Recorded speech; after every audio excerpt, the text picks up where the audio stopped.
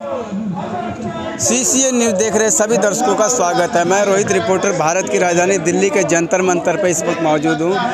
हमारे यहाँ पर आप देख सकते हैं कि एक ऐसे व्यक्ति खड़े हैं जिनका परिचय का मोहताज नहीं है। आइए हम इनसे जानते हैं कि ऐसी क्या वाक़या रही, क्या बात रहा जो इनको जो है धरना प्रदर्शन पे आना पड़ा। सर, आप अपना परिचय दीजिए पहले तो। देखिए, मेरा नाम गोपाल प्रसाद है।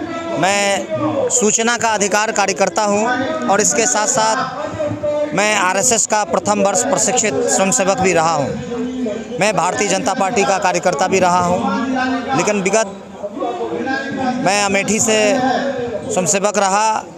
मैंने प्रथम वर्ष अपना गोरखपुर से किया है और मैं अमेठी में खुद अपनी कलम से 5000 भाजपा के सदस्य बनाए थे। लेकिन जब मैंने देखा कि फसल लगाने वाला कोई और है और फसल काटने के लिए किसी और को दे दिया गया, उसके बाद से संगठन के प्रति और संगठन में आंतरिक लोकतंत्र का जो अभाव मुझे दिखा, उससे निराश होकर के मैंने भारतीय जनता पार्टी की प्राथमिक सदस्यता से इस्तीफा दे दिया। गोपाल जी, जब आप RSS के अंदर थे या भारतीय जनता पार्टी के 5000 सदस्य भी बनाए, तो आज आप आंदोलन कर रहे हैं कि भाजपा हराओ। क्या मतलब? बड़ा महत्वपूर्ण प्रश्न है आपका। देखिए, ऐसा होता है कि जब तक आदमी किसी चीज़ को जांचता नहीं है, परखता नहीं है, उसमें झेलता नहीं है, तब तक उसकी सच्चाई से वाकिफ़ नहीं होता। लेकिन जब हादसे उसके साथ होते हैं, जब मुझे लगा कि जिस अधिकार और कर्तव्य की लड़ाई के लिए भय, भूख और भ्रष्टाचार के दिखावटी नारे के बिहाफ पर और राष्ट्र निर्माण के ख्याली पुलाव पकाते हुए संघ स्वयंसेवकों को जो डार्क में रख कर के पूरे अंधभक्त बना करके रखा जाता है और ऊपर से आदेश को पारित करवाया जाता है, क्योंकि संघ में भी कार्यकर्ताओं की कोई बात सुनी नहीं जाती। उसमें जो संघ चालक होते हैं, कार्यवाह होते हैं, उन लोगों का जो आदेश होता है वही नीचे के स्वयंसेवकों को उसको अमल में लाना होता है। वहाँ जो है निर्देश दिया जाता है, उस निर्देश का केवल पालन होता है। वहाँ पर आपका जो कोई भी चीज़ है वो सुना नहीं जाता। ठीक उसी पैटर्न पे मोदी जी जो हैं अपनी सरकार को चला रहे हैं और उनका एक जो कार्यक्रम है मन की बात में वो केवल अपने मन की बात करते हैं, जनता के मन की बात नहीं होती। दूसरी तरफ वो कहते हैं सबका साथ सबका विकास। सबका साथ सबका विकास तो नहीं हो पाया। इस देश में गरीबों की, इस देश में मजलूमों की, उस देश में मजदूरों की, इस देश में किसानों की, इस देश में बेरोजगारों की जो मूलभूत आवश्यकता है, उसकी जो मूलभूत मांगे हैं, उनकी पूरी की पूरी उपेक्षा हो रही है। और ये सारा चीज़ हम लोगों को धर्म के आधार पे लड़ा दिया जाता है, उसके साथ साथ जाति के आधार पे लड़ा दिया जाता है। बात आरक्षण के लिए होती है, लेकिन वास्तव में इस देश का जो नीति निर्माता है, उनकी नीयति साफ नहीं है। और नीति तभी काम करती है जब नीयत साफ हो। एक तरफ जो सवर्ण लोग हैं वो दबे शोषित SC ST समुदाय के लोगों से संघर्ष कर रहे हैं, वो ऐसा सोच रहे हैं कि हमारे अधिकारों को छीना जा रहा है और SC ST OBC के लोगों को दिया जा रहा है। जबकि वास्तविकता ये है कि सरकारी तो वैकेंसी ही खत्म की जा रही है। जब सरकार में वैकेंसी ही नहीं रहेगा और सारा का सारा प्राइवेटाइजेशन हो जाएगा, सारी की सारी नियुक्तियां अस्थायी होगी, एडहॉक पर होगी और जो है प्लेसमेंट एजेंसी के थ्रू जो है वो नियुक्तियां की जाएगी और प्राइवेट नौकरी में आरक्षण है नहीं। तो ऐसी स्थिति में सरकार जो है अप्रत्यक्ष रूप से आरक्षण के ऊपर में वार कर रही है और आरक्षण में लड़ा भी रही है। सरकार का दूसरा चाल ये देखिए कि जातिगत जनगणना वो करवा चुकी है, उसके आंकड़े भी है, लेकिन उस आंकड़ों को डिस्क्लोज नहीं करेगी। ये कौन सा बात हुआ? जब आपको आंकड़े डिस्क्लोज ही नहीं करना है तो फिर आपने आंकड़े इकट्ठे क्यों किए थे? तो सवाल ये उठता है कि आज SC ST OBC समुदाय के जो लोग हैं वो भी जागृत हो गए हैं, क्योंकि उनकी जनसंख्या 85% है। और जबकि वास्तविकता में देश का जो ब्यूरोक्रेसी है, देश की जो न्यायपालिका है, देश का जो शासन तंत्र है, उसमें आबादी के हिसाब से उनका प्रतिनिधित्व नहीं है। इसीलिए आज डिमांड हो रही है जातिगत जनगणना की, इसलिए आज डिमांड हो रही है। अभी मैं रामलीला मैदान में 2 दिन का प्रोग्राम था, 10 और 11 मार्च का, उसमें 4 इम्पोर्टेंट डिसीजन लिए गए। पहला है जातिगत जनगणना और दूसरा है एडहॉक वाली जो नियुक्ति है उसको परमानेंट किया जाए, उसके साथ न्याय मिले। जो वेतनभोगी मजदूर हैं, उनकी जो आवश्यकता है, उनका पीएफ है, फंड है, बोनस है, मेडिकल लीव है, ये सारी जो उनकी जो मांगे हैं, जायज़ मांगे हैं, इनके ऊपर में सुनवाई हो और इसके साथ साथ न्यायपालिका में आरक्षण हो। तो ये जो इम्पोर्टेंट जो मांगे हैं, बेरोजगारी ख़त्म हो, उसके ऊपर में सरकारी नियुक्तियां हो, तो इसमें कौन सा ऐसा डिमांड है जो नाजायज़ है? ये सारा का सारा जो डिमांड है वो फंडामेंटल राइट्स का है, मौलिक अधिकार का है और हर एक सरकार का ये कर्तव्य है कि जनता का जो मौलिक अधिकार है उसको सबसे पहले पूरा किया जाना चाहिए। लेकिन ये जो सरकार है अपने ही घोषणाओं और अपने ही वादों पर मुकर रही है। वो उन्होंने घोषणा किया था 2014 में और 2019 में भाजपा सरकार ने कि हम काला धन वापस लाएंगे, हम जो है रोजगार देंगे 1 करोड़ प्रति वर्ष, वो पूरा नहीं हुआ, काला धन वापस नहीं आया, इन्होंने डिमोनेटाइजेशन कर दिया, इसके कारण नोटबंदी कर दी, जबकि वास्तव में होना ये चाहिए कि बड़े नोट बंद किए जाने चाहिए। आज 2000 का जो नोट है मार्केट से प्रायः ऑफ हो चुका है। सारे के सारे जो काला धन माफिया जो लोग हैं, जो भ्रष्ट लोग हैं, उन्होंने 2000 का जो नोट है वो गड्डी बना करके उन्होंने संग्रहित कर लिया है। आपको मैक्सिमम एटीएम में, मैक्सिमम बैंक में रोटेशन के रूप में 2000 का नोट नहीं मिलेगा। तो वास्तव में बड़े नोट बंद किए जाने चाहिए, उल्टे बड़े नोट और पैदा कर दिए गए। वास्तव में 100 से ऊपर का नोट तो होना ही नहीं चाहिए, 500, 1000 और 2000 के नोट जो है बंद किए जाने चाहिए। लेकिन हुआ इसका उल्टा। भारतीय जनता पार्टी ने अपने 2 नंबर के जितने भी काला धन थे उनको 1 नंबर में कन्वर्ट करने के लिए डिमोनेटाइजेशन किया। आरटीआई एक्ट में उन्होंने जानकारी नहीं दी। मैं आरटीआई एक्टिविस्ट हूँ। डिमोनेटाइजेशन के ऊपर में जब मैंने आरटीआई लगाई तो इन्होंने कहा इस इंफॉर्मेशन को देने से देश की अर्थव्यवस्था के ऊपर में भयंकर आघात लग सकता है, इसलिए हम आपको ये सूचना नहीं दे सकते। उनका जो पीएम केयर फंड है उसके ऊपर में पारदर्शिता नहीं है। वो कहते हैं ये जो है गैर सरकारी है। जब गैर सरकारी है तो सरकारी जो अशोक स्तंभ है उसका उपयोग क्यों हो रहा है? उसमें जो है फिर गवर्नमेंट gov.in का उपयोग कैसे हो रहा है? उसमें nic.in का उपयोग कैसे हो रहा है? तो सवाल ये उठता है कि आप कह रहे हैं कुछ और, वास्तविकता है कुछ और, आप खुद पारदर्शी नहीं हैं, तो आप ऐसे में कैसे दावा कर सकते हैं? भारतीय जनता पार्टी का जो नारा था भय, भूख और भ्रष्टाचार, इस नारे के बदौलत भारतीय जनता पार्टी शासन में आई थी। लेकिन मैं समझता हूँ कि हमारा भय जो है दूर नहीं हुआ, भूख जो है हमारा ख़त्म नहीं हुआ, जो आम जनता का और भ्रष्टाचार जो है शासन में पूरा का पूरा व्याप्त है। ऐसा लगता है कि दूसरे दल के जो बेईमान लोग आ गए भाजपा में, वो पूरे के पूरे सत्यवादी राजा हरिश्चंद्र हो गए। उनके ऊपर में कोई जांच नहीं हो रही। 2014 से पूर्व इसी नरेंद्र मोदी जी का कहना था कि हम जो है सत्ता में जैसे ही आएंगे पहला काम ये करेंगे कि जितने भी करप्ट राजनेता हैं उनके ऊपर में सीबीआई, सीआईडी और ये करेंगे, उसमें निष्पक्षता पूर्वक पूरा का पूरा जांच होगा। लेकिन उन्होंने जो जांच किया वो केवल और केवल विपक्षी दलों के ऊपर में टारगेट किया।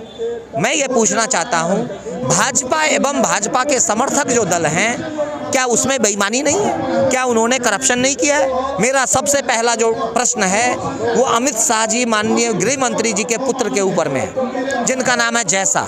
मैं आपको बता दूं उनकी संपत्ति में 1400% की बढ़ोतरी हुई है। ईडी, सीबीआई और इनकम टैक्स ने उनके ऊपर में छापा क्यों नहीं मारा? अगर कार्ति चिदम्बरम, पी चिदम्बरम जी जो पूर्व केंद्रीय मंत्री, वित्त मंत्री रहे हैं, यदि वो दोषी हैं, कार्ति चिदम्बरम यदि दोषी है, मैं ये नहीं कहता कि वो दोषी नहीं है, होंगे, बहुत अच्छा, लेकिन जैसा दोषी कैसे नहीं है यह तो बताया जाना चाहिए। आज प्रूफ नहीं होगा ना? नहीं, ऐसा नहीं है, प्रूफ सबके पास है, फाइलें सबकी बना लेते हैं। मनीष सिसोदिया के प्रूफ मिले तो उसकी गिरफ्तारी हो गई। अब मैं आपको बता दूं, आपका इस वहम जो है इसको भी मैं दूर किए देता हूं। आप ईडी का जितना कन्विक्शन रेट है, उन्होंने कितने के ऊपर में छापेमारियां की, उसका परिणाम क्या रहा, उससे रिकवरी क्या रही और दोषी कितने पाए गए, इसके ज़रा आंकड़े प्राप्त कर लीजिए, तब आप मेरे से बात कीजिएगा। मैं आपकी जानकारी के लिए बता दूं कि ईडी का कन्विक्शन रेट 0.5% है। 0.5 मतलब अगर 100 के ऊपर में जांच होती है, 100 के ऊपर में ईडी की अगर रेड होता है, तो मात्र आधे आदमी ही पकड़े गए। उनके आंकड़े के अनुसार, मैं कोई अपना आंकड़ा नहीं बता रहा। तो सवाल उठता है ये आंकड़ा तो बहुत ही कम है, निराशात्मक है। इसका मतलब है कि ईडी का इस्तेमाल केवल विपक्षी दलों को डराने के लिए किया जा रहा है। फाइलें बना दी जाती है, फाइल बना करके उनको ब्लैकमेल किया जाता है कि तुम हमारे खिलाफ यदि आए तो तुम्हारा केस हम कार्रवाई करेंगे। बहुत सारे उदाहरण हैं, मैं आपको बता दूं। ममता बनर्जी के पार्टी के मुकुल राय, उनके ऊपर में Sharda chit fund scam, Commonwealth game scam, अभी सिसोदिया जी का भी है। आप देखिएगा आगे आने वाले समय में वही ढाक के 3 पात वाली स्थिति होगी। उससे बड़ा सरगना जो अरविंद केजरीवाल है, जो अपने ऊपर में एक भी डिपार्टमेंट नहीं रखे हुआ है, वो अपने आप को कट्टर ईमानदार कहता है। लेकिन मैं 101% श्योर हूँ कि इनका जो पैसा, ये जो कहते हैं कि पैसा कहाँ रिकवरी हुआ, इनका जो पैसा इन्वेस्टमेंट हुआ है 2 नंबर के सारे पैसों का, इन्होंने कोऑपरेटिव सोसाइटी बैंक में और गोवा के रिसोर्ट्स में, गोवा के होटलों में इन्होंने इन्वेस्टमेंट किया। अब मैं ये कह रहा हूँ, मेरा भी अपना सूत्र है, ईडी सीबीआई उसकी जांच करे। मैं कोई सरकारी एजेंसी तो नहीं हूँ, मेरे भी सूत्र हैं और मैं उन सूत्रों के हवाले में आपको कह रहा हूँ, इंडिकेशन दे रहा हूँ, आप पता कीजिए। सवाल ये उठता है कि जो सिम कार्ड है, जो मोबाइल है, वो तोड़े क्यों गए? कहते हैं चोर की दाढ़ी में तिनका। अगर आप ईमानदार हैं तो आपको मोबाइल और सिम तोड़ने की आवश्यकता नहीं थी, आपको फाइल गायब करने की आवश्यकता नहीं थी। तो कहीं ना कहीं दाल में काला है, दाल में काला ही नहीं, पूरा का पूरा दाल काला है। दर्जनों ऐसे उदाहरण हैं। मैंने अभी 30,000 कोर्ट में एक केस किया है, जो भाजपा के ही पूर्व राज्यसभा सांसद और पायनियर अखबार के संपादक जी हैं, जिन्होंने 8 करोड़ रुपए का शेयर बेचा। उसके ऊपर में कोई भी इनकम टैक्स जो है उन्होंने पे नहीं किया। मैंने उनके ऊपर में 2018 में इनकम टैक्स ने एक नया कानून लाया। उन्होंने कहा कि सबूत के साथ अगर किसी टैक्स चोर के खिलाफ आप सबूत देते हैं इनकम टैक्स डिपार्टमेंट को, और ये एफिडेविट में भर के आप देते हैं दस्तावेजों के साथ, तो जितना पैसा रिकवरी किया जाएगा टैक्स का, चोरी का, इनकम टैक्स में ऐसा है, अगर आप 1 रुपये का चोरी करते हैं तो आपके ऊपर में 300 रुपये का जुर्माना होगा। 300% की ये होती है। तो इस तरह से 8 करोड़ रुपए का इनकम टैक्स ही 30% से आप समझ लीजिए 2 करोड़ 40 लाख होते हैं जेन्युइन। और 2 करोड़ 40 लाख रुपया चूंकि आपने छुपाए, आपने चोरी की, तो उसका 300% आपके ऊपर में पेनाल्टी लगेगा। और इसकी लिखित में सारा कुछ शिकायत देने के बाद कोई कार्रवाई नहीं हुई। तब मैंने ईमेल किया, उसके ऊपर में कार्रवाई नहीं हुई। मैंने आरटीआई लगाया, उसके ऊपर में कार्रवाई नहीं हुई। देन आफ्टर हमने लीगल नोटिस भेजा और उसके बाद फिर मैंने इनकम टैक्स विजिलेंस का, इनकम टैक्स का जो ईडी इन्वेस्टिगेशन है, डीजी इन्वेस्टिगेशन, उनके ऊपर में मुझे विवश होकर मुकदमा करना पड़ा, जो 30,000 कोर्ट में अभी लंबित है। तो सवाल ये उठता है कि आखिर मुझे केस क्यों करना पड़ा? चूंकि वो भाजपा का राज्यसभा सांसद था, तो उसके ऊपर में आप कार्रवाई नहीं करेंगे।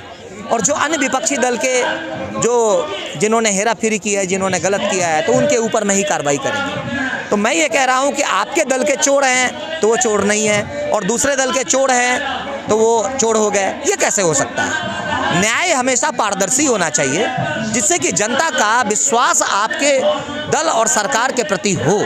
लेकिन आपने जनता का विश्वास ही पूरा का पूरा खोया है। विपक्षी दलों को भी उंगली उठाने का मौका मिल गया।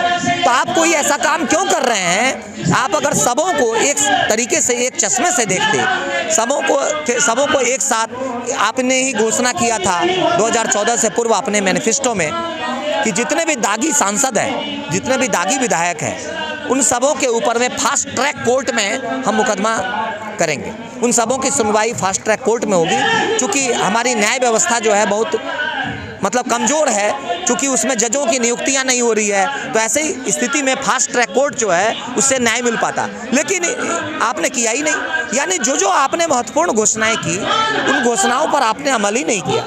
इसलिए हमने भाजपा हराओ अभियान का आह्वान किया है, और हमने 100 से ऊपर जो छोटे छोटे दल हैं, जो लगभग 2 से 3 हज़ार हमारे साथ NGO जुड़े हुए हैं, उन सबों को एक साथ लेकर के हमारा ये तीसरा कार्यक्रम है। इससे पहले भी हम लक्ष्मी नगर में पहला कार्यक्रम कर चुके हैं। दूसरा कार्यक्रम हम प्रेस क्लब ऑफ इंडिया जो रायसीना रोड पे है वहाँ पर हम 23 फरवरी को कार्यक्रम कर चुके हैं। 16 मार्च को ये हमारा तीसरा कार्यक्रम है और चौथा जो हमारा कार्यक्रम है वो तालकटोरा स्टेडियम में होगा, जिसकी तिथि बाद में घोषित की जाएगी। तो मैं इसके माध्यम से मैं तमाम भारत के नागरिकों को ये कहना चाहता हूँ, यदि आप भाजपा सरकार से संतुष्ट हैं तो मुझे आपको कुछ नहीं कहना, लेकिन अगर आप सोचते हैं कि देश में महंगाई वास्तव में बेतहाशा बढ़ी है, देश में गरीबी बढ़ी है, देश में बेरोजगारी बढ़ी है, देश में भ्रष्टाचार बढ़ा है, देश में पर्यावरण का जो समस्या है वो बढ़ गया है, देश में अगर यमुना और गंगा अभी तक प्रदूषित है, तो निश्चित रूप से आपको अपना जो मानसिकता है वो बदलने की आवश्यकता है। देश में जो वर्तमान में जो सत्तासीन पार्टी है भाजपा को, उसको हराने का आपको संकल्प लेना ही होगा।